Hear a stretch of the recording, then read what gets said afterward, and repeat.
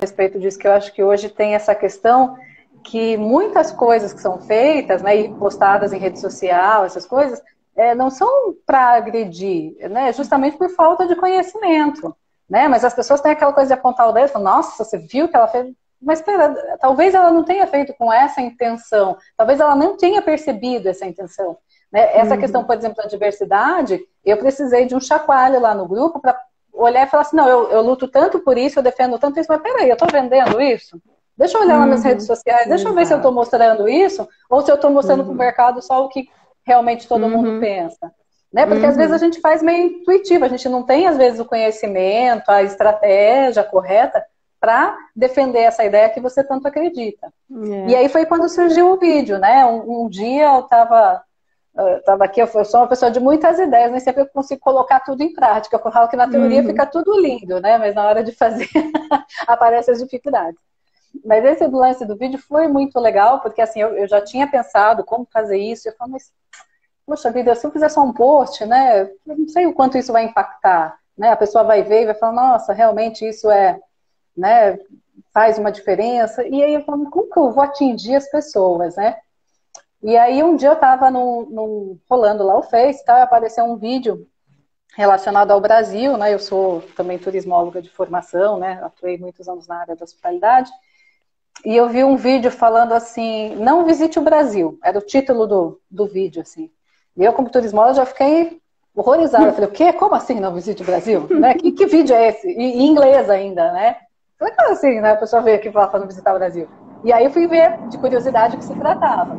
E aí ele fazia justamente essa questão da negativa, né? Ele falou assim, porque o Brasil é só floresta. E aí aparecia lá as dunas, aparecia, né, um monte de paisagem bonita. Ah, o Brasil não tem cultura. Aí apareciam os pontos históricos, né? Então toda a negativa que ele fazia, que são negativas conhecidas no mundo inteiro, que só tem índio, né? O Brasil não tem... Era colocada dessa forma, só que o vídeo mostrava que não era nada daquilo. E aí me deu esse estado, eu falei, é isso. Eu falei, eu tenho que criar algo para falar assim, não, isso aqui, né, isso aqui que você fala, olha a diferença disso quando a gente mostra. E aí me veio essa ideia na cabeça. E aí foi bacana porque, assim, eu tenho a sorte de trabalhar na minha escola com uma diversidade muito grande de mulheres, né? Então eu tenho essa sorte. Muita gente, eu tenho alunas de 5 a 75 anos, né? Então eu falei, eu tenho tudo isso dentro da minha escola para produzir esse vídeo, né? Porque eu tenho senhoras, eu tenho mulheres de todas as profissões que você imaginar, dona de casa, mãe, vó. Eu tenho uma que dança mãe, a filha, a avó, dançam juntas na escola. Eu tenho os maridos que participam das danças do festival, eles acabam vindo por livre e espontânea pressão, eu brinco, né? Eles vêm, mas acabam participando junto com a gente. Então, assim, é uma coisa muito familiar. Mas porque eu tenho esse propósito. Então, na minha escola funciona muito bem. Então, aí, quando eu pensei no vídeo, eu pensei justamente nisso. Eu falei, não, eu vou lá escolher as minhas meninas lá. Eu tenho uma que representa cada, né, tipo aí para mostrar e vou pensar nesse vídeo. E aí acabei criando como uma estratégia, na verdade, no mês das mulheres, né, que eu queria mostrar essa diversidade, porque já era uma coisa, né, antiga.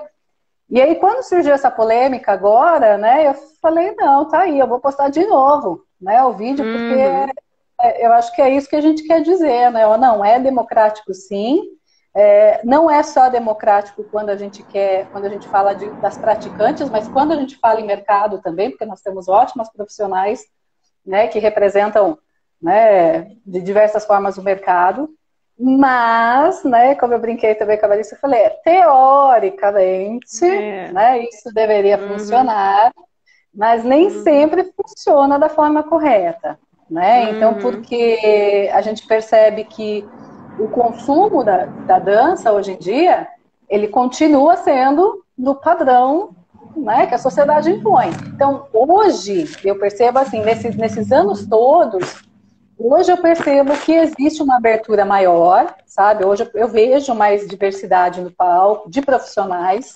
falando, mas isso sempre existiu, né? Eu posso falar por mim, assim, porque é um tema que, como eu disse, eu nunca sofri assim, alguma coisa, um preconceito, digamos assim, direto, né? Porque eu sempre tive acima do peso, eu sempre fui mais gordinha e tal. Mas eu já senti de forma velada, né? Então, através, às vezes, de um olhar, né? Através, assim, de não ter uma oportunidade como uma outra pessoa que fosse mais magrinha, que fosse mais jovem, enfim, né? Então, assim, existe. Muitas vezes é velado, né? Mas existe. Eu não me incomodei porque eu sempre me aceitei muito bem. Mas eu penso, uma pessoa que, de repente, ela não tem essa autoestima, ela não tem essa segurança, isso pode, inclusive, ser um fator que faz com que a pessoa desista da dança. Né? É muito, muito alta essa chance da pessoa chegar e sofrer, né, de alguma certa forma um preconceito e falar, não, tô fora, isso não é para mim. Já vi, inclusive, já tive caso de pessoas que eu conheço que desistiram da dança por conta desse preconceito. Né? Então, eu acho que isso é muito grave quando a gente fala na questão de mercado, porque, peraí, para ser aluna pode ser qualquer uma, mas para estar no mercado, para estar no palco tem que ter o padrão. Então tem alguma coisa contraditória nesse sentido, entende? Mas como você mesmo falou, eu acho que o importante é justamente essa questão de você conseguir aprender com isso, né? Porque nós temos já esse olhar de julgamento. Todo mundo tem. Quando vem o diferente, quando tem alguma coisa que foge desse padrão que a gente está acostumado, o primeiro momento é aquela surpresa que você olha e fala, hã? Né? E aí tem as duas formas de você reagir, de falar, nossa, mas isso não pode, isso é horrível, isso é não sei o quê. Ou você fala, nossa, olha que interessante, a pessoa, né, tem um estereótipo diferente, mas faz tão bem quanto. Né? Então, eu acho que isso também é um aprendizado diário, porque a gente lida hoje com diversas situações, e nós estamos numa época em que as pessoas gostam muito de apontar, todo mundo, né, a internet é terra de ninguém agora, cada um fala o que quer e o que não quer. Então, que eu acho que complica ainda mais, né? Mas eu acho que ter essa coerência de falar, mas peraí, o que a pessoa quis dizer com isso? Ou chegar para a pessoa e falar, olha, por que você fez essa postagem a respeito disso? Né? Eu não entendi, por que você teve essa postura? Então, eu acho que talvez deixaria mais ameno, né? Tudo isso, talvez. Problematizar e dialogar, né?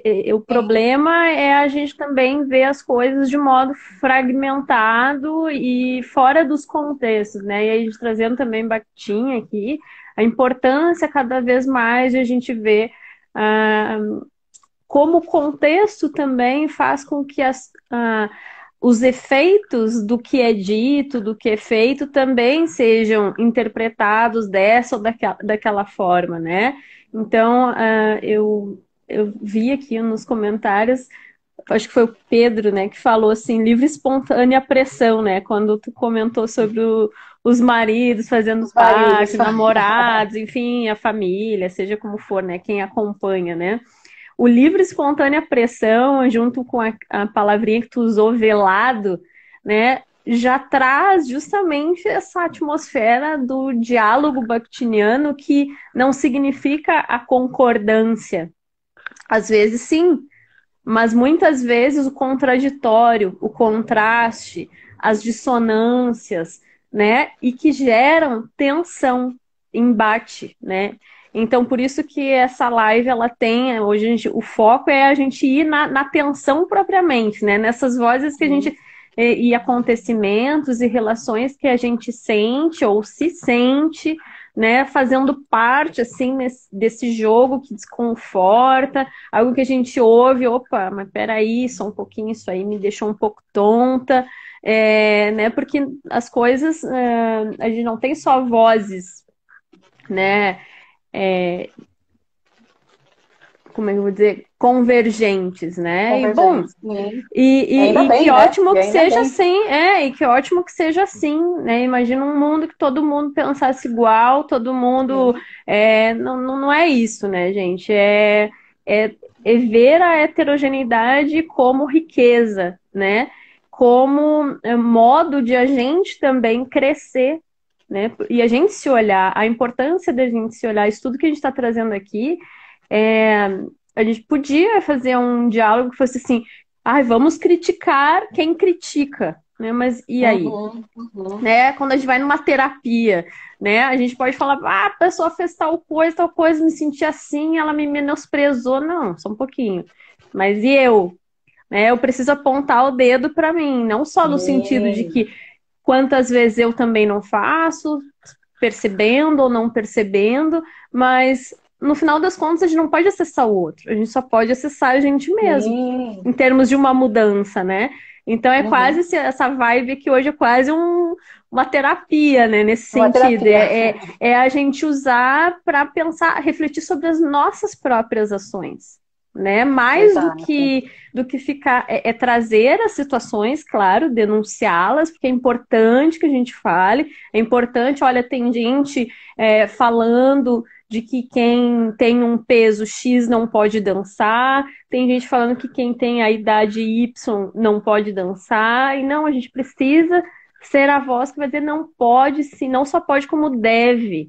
E é lindo, e é maravilhoso, e que Sim, ótimo que exato. isso está acontecendo, né? Então, assim, é esse olhar para gente, para o Uhum. outro, mas para a gente nesse sentido, né? Sim. E aí eu lembrei da partezinha que a gente conversou quando tu fala assim, né? Logo no início, quando a gente começou a conversar, e eu amei, porque aí tem tudo a ver aqui com o Bakhtin, quando tu diz, né, a dança do ventre teoricamente é democrática. Aí eu já amei, né? Porque é justamente isso. Quando eu fui pesquisar na tese de doutorado sobre a dança do ventre, inicialmente eu estava pensando em fazer um comparativo, assim, uma relação dança do ventre e balé clássico. Não ia ser só dança do ventre.